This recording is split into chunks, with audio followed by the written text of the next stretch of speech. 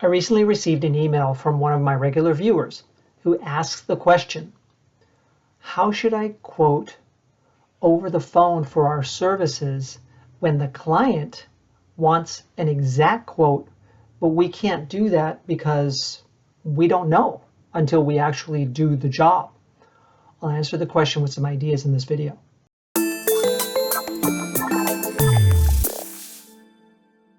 So this is a fairly common scenario. You provide a service such as moving or plumbing or landscaping.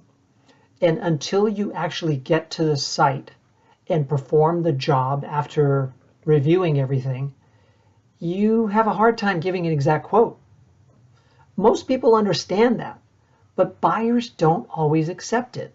Sometimes they demand to receive a quote that they can count on in advance. If we quote too high, then they may say that's too much and they'll not give us the work, although it gives us the assurance that it will cover whatever we think this job could extend up to. If we quote too low, then they might take the work but then get really mad when we try to upsell them into what it really should cost when we go out to do the job. Now that we understand the ramifications and the consequences, let's talk about some ideas that we could implement to actually serve demanding customers like this. Here's what I recommend. Idea number one, consider that losing some jobs is worth it. If they demand a price, then say, I'm going to quote you this because I know that your job will not cost more than this. If it's less, I will refund you the balance. If you're unhappy with this quote, I understand, but just keep in mind that someone else who gives you a low quote may be actually getting the work and then telling you when they get there that your job is bigger than they imagined and you're going to have to pay more. Which would you prefer? What I like about this idea is that it's very transparent. It's as if you don't need the business. You're successful, you're confident, you know how your business works, and therefore you're going to tell it to them straight. We've talked on this channel about talk straight as being a trust building technique from the book The Speed of Trust by Stephen M. R. Covey, and it's effective. It's effective to get the type of customer that you want. See, you may lose customers who are looking for a low price, but are those the customers you really want anyway? So that's recommendation number one. But what if you don't like losing business, right? So you're thinking, okay, what's another way? Here's something else I recommend. That you have information on your website, which is often where people find you, and it talks about how quotations work. And it gives detailed explanations of the quoting process and how quoting over the phone or quoting over email is an imperfect process. And so it guides the person through the quoting process and explains to them that the price we give you may not be the exact price that you pay. By educating people in advance, then they're less likely to demand an exact price when they contact you. That's if they go through your website.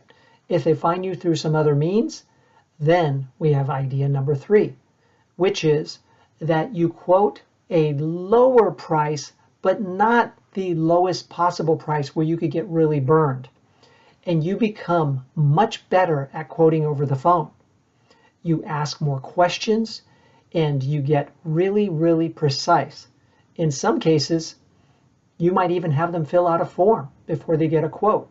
And that form may require that they answer some precise questions and say, if you would like a quote that you can count on, then you need to fill out this form. Or you need to answer a series of questions that I'm going to ask you that gives me a more precise set of information to give you a quote that you can count on.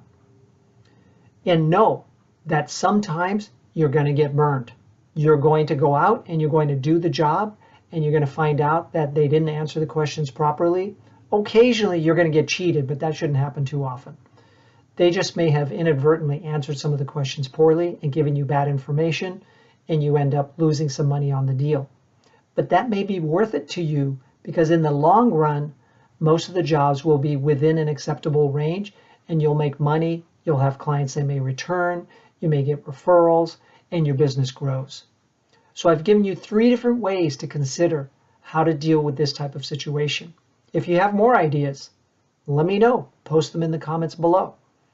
Or email me at michael@buildandbalance.com if you have questions about sales that I can answer for you in a future video like I did on this one.